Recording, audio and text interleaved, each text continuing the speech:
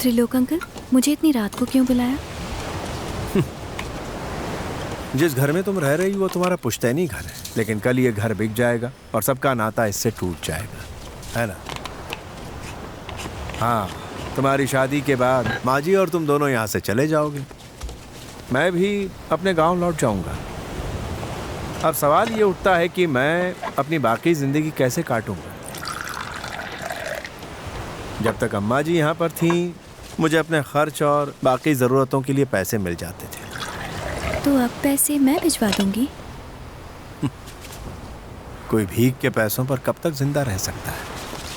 हमारी कई पीढ़ियों ने इस खानदान की सेवा में खून पसीना बहा दिया है। मैं 5वीं पीढ़ी में अपने परिवार की। इस खानदान की मर्यादा की रक्षा करने के लिए मैंने भी काफ़ी कुछ दांव पर लगाया है। कहने का मतलब ये कि जब ये घर बिकेगा तो मेरा भी हिस्सा नहीं होना चाहिए। अंकल, मैं कुछ समझी नहीं। समझी नहीं या समझना नहीं चाहती?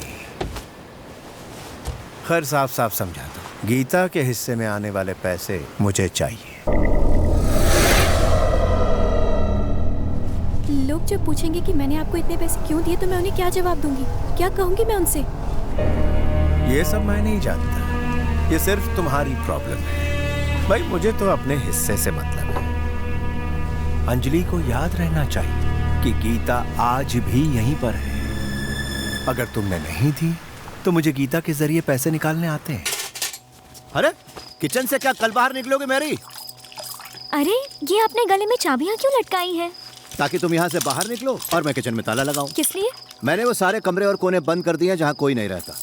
अगर वो भूत यहाँ पर है तो यहीं पर हमेशा के लिए बंद हो जाएगा, उसके बाद बाहर नहीं आ पाएगा। और कई दिनों तक भूखा रहने के बाद वो भूख से जोर जोर से चिल्लाएगा, मुझे भूख लगी है, दरवाजा खटखट आएगा, खोलो दरवाजा, खोलो दरवाजा। और तभी मैं दरवाजा खोलूंगा। दरवाजा खुलते ही मैं उसे पकड़ लूंगा। कैसा लगा मेरा आइडिया? बेस्ट है, मैं भी साथ दूं? पहले वो करो जो तुमसे कहा है, उसके बाद देखते हैं हाथ चाहिए कि साथ चाहिए। पागल हो गई हो क्या? मैंने देखा नहीं, सॉरी। क्या करें, जैसा बाप वैसी बेटी, दोनों ही पागल हैं। चल अंदर चल, दूध उबाल चल के।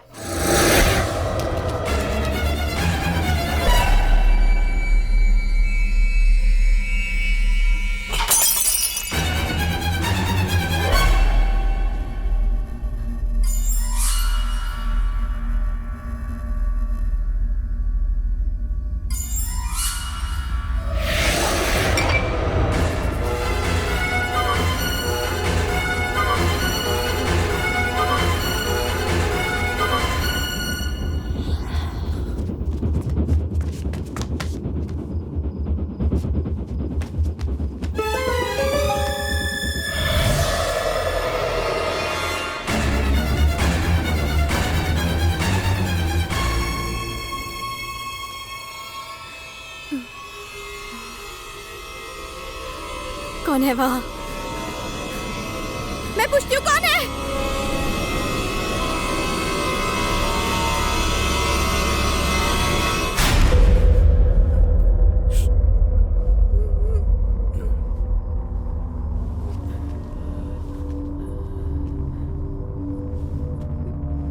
कौन है?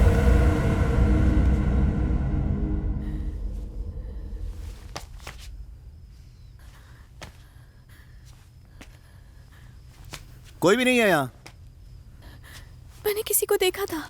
देखो, तुम्हें वहम हुआ होगा। चलो।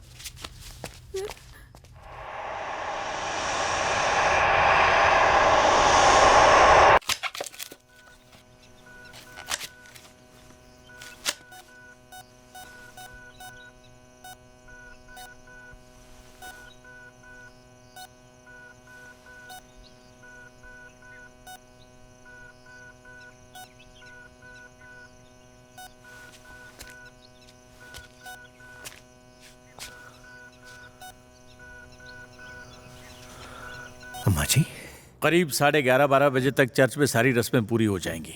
उसके बाद तुम दोनों यहाँ से निकल सकते हो। शाम के 5:30 बजे कोचीन से मुंबई की फ्लाइट है। शादी के बाद ज़्यादा धूम धड़ाके की ज़रूरत नहीं होगी। जो भी नाच गाना करना हो वो शादी से एक दिन पहले कर लेना, क्योंकि ये घर पवित्र कार्य के लिए शुभ नहीं है। इसलिए दूल्हा दुल्हन को सारी रस्में मेरे घर पर करनी होंगी। मेरी मानो तो मैं भी कुछ कहना चाहता हूँ। ये शादी अभी नहीं होगी।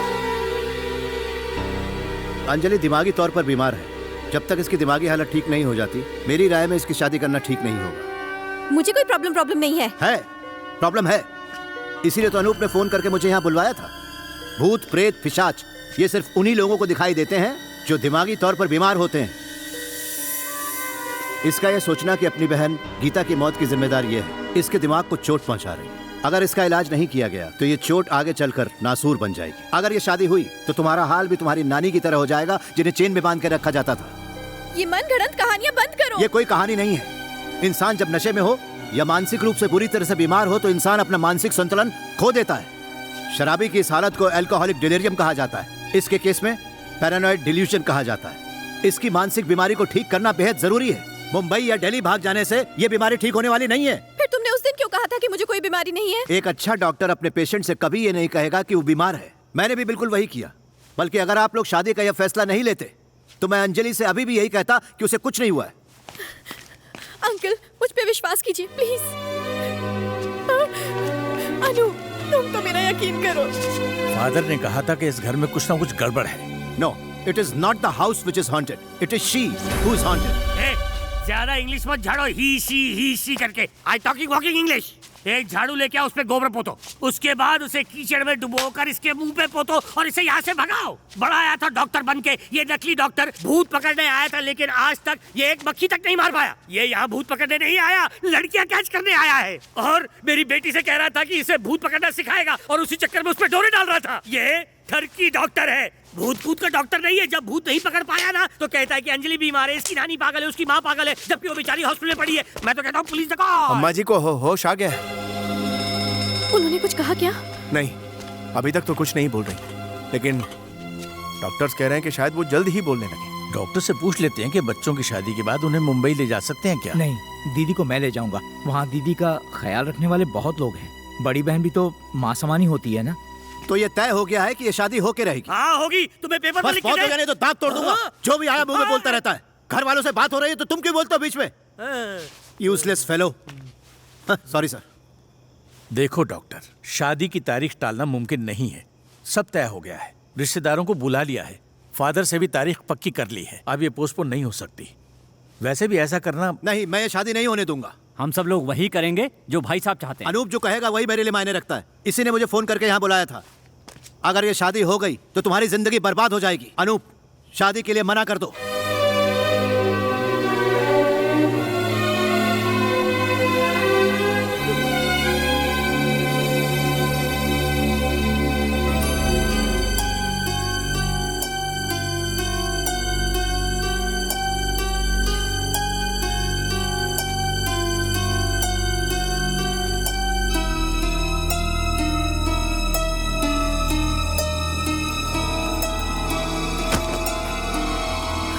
मेरे बुलाने पर आप आए, इसलिए थैंक्स। अब आप जा सकते हैं। अनूप, ये नादानी मत करो। मेरे लिए मेरा प्यार, मेरा सब कुछ अंजलि है। बीमार तो कोई भी हो सकता है। क्या हुआ अगर अंजलि बीमार हो गई? इसका मतलब ये तो नहीं कि हम उससे प्यार ना करें, उसकी फिक्र ना करें। ऐसा नहीं होता। अगर अंजलि बीमार है तो मैं उसका इलाज कराऊंगा, और अगर वो ठीक नहीं हुई तो मैं बीमार अंजलि के साथ रह लूंगा। तुम पछताओगे। Please listen to me. बस, हम तुम्हारी कोई बात नहीं सुनेंगे। हम लोगों का वक्त बर्बाद मत करो, प्लीज गेट आउट।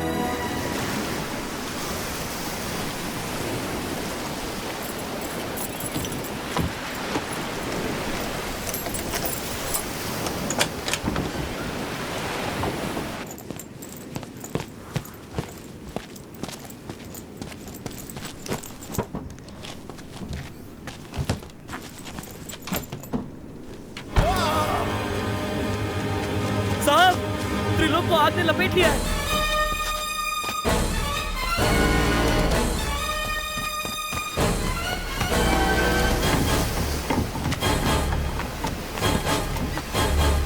वो देखो साहब, वहाँ।